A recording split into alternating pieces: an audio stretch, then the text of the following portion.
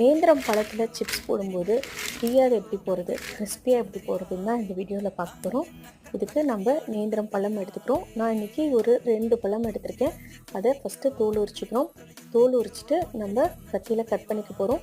எந்தளவு மெலிசாக முடியுமோ அந்தளவு நீங்கள் கட் பண்ணிக்கோங்க.